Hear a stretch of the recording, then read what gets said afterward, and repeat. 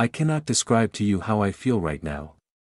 What I'm experiencing is so detached from the normal, I'm almost convinced I've finally gone insane, almost. My wife, B, died during childbirth. She was gorgeous, funny, intelligent, stubborn. A woman whose laugh was so loud, eating in restaurants was a challenge. A woman whose stare was so intense, it made my hands shake. I lost her as she gave birth to our daughter, Sam. Of course, I could have resented Sam for taking away what was once mine in a way nothing else can be. For taking what was so truly and utterly pure. But I didn't. I knew B wouldn't have wanted any resentment. She wouldn't have wanted our only child to have a life ruined by hate. But this isn't about grief. This isn't about the physical sucker punch of losing forever something you loved. This is about something far more sinister. My daughter was lively, always running and screaming, leaping up and down the climbing frame, causing havoc in her classes. So for her 6th birthday, a trip with friends to the movies had left her so pent up with energy, I could barely keep up with her as she dipped and dodged between people on the pavement. She'd occasionally turn back, through the sea of people and shout, "Daddy, come on," in a tone that was almost petulant. I couldn't help but love her. I tried to chase her, I really did. She was too busy looking at me when she dashed out into the road. And the bus didn't have time to stop. A sickening crunch, and the world fell silent. I cradled her broken form in my arms, too numb to weep, too hurt to move. All I could feel was the warm, crimson liquid gently seep into my clothes. In the state of shock I was in, I could just think about how I was going to wash my jeans.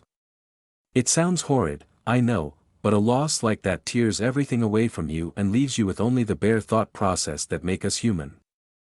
The next week was a blur.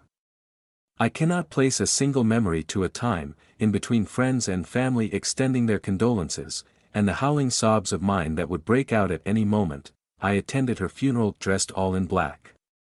By dressed, I don't mean merely clothes, my very essence was dark.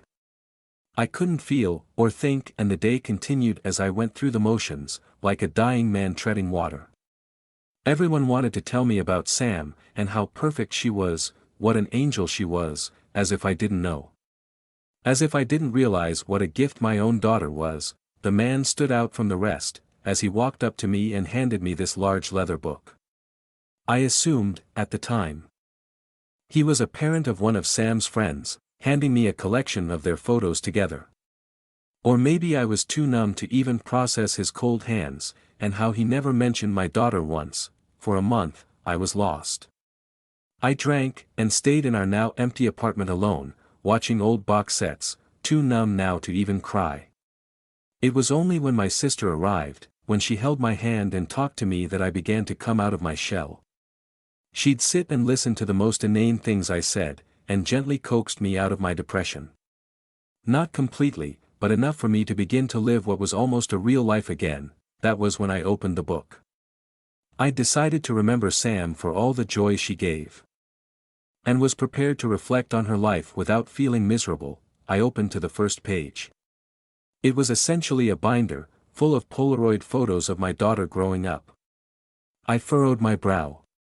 They were taken from a distance, blurred slightly, and I was in a few of them. I began to feel sick, but hoped that the following photos would provide some explanation. I came up with every excuse of how the man obtained these photos, desperate to view the moments of my daughter's life without a sense of trepidation. The photos grew closer and closer to my daughter's birthday.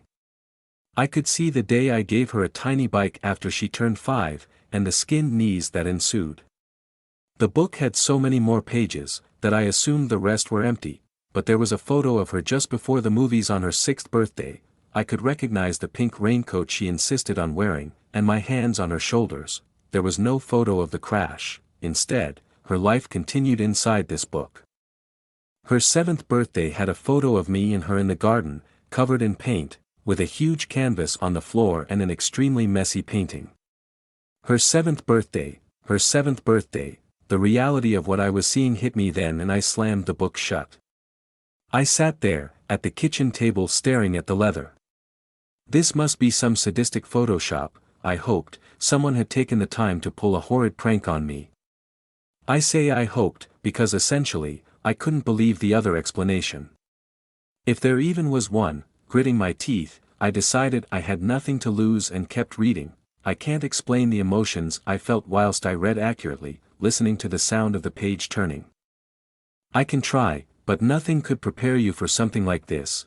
Her life continued, showing her losing her baby teeth, her first day of senior school. My turning of the pages became more frenzied, and I began to notice something. The photographer was getting closer. Closer to her. As she grew older, not in every photo, but a general trend, the photographer was getting closer and closer. More daring, perhaps. She was beautiful. Stunning. As a teenager, she looked just like her mother, all curls and smiles.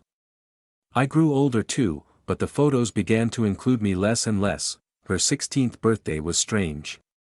A group of her friends, sitting outside, drinking from little plastic cups at a picnic. But there was someone in the background. Near the bushes of the park where this was taken, a dark figure stood. You wouldn't have noticed him, if not for the small shadow he cast on the grass. I leant back for a moment and exhaled. This was too weird. I'd been so caught up in watching my little girl grow up I hadn't thought about how this would end.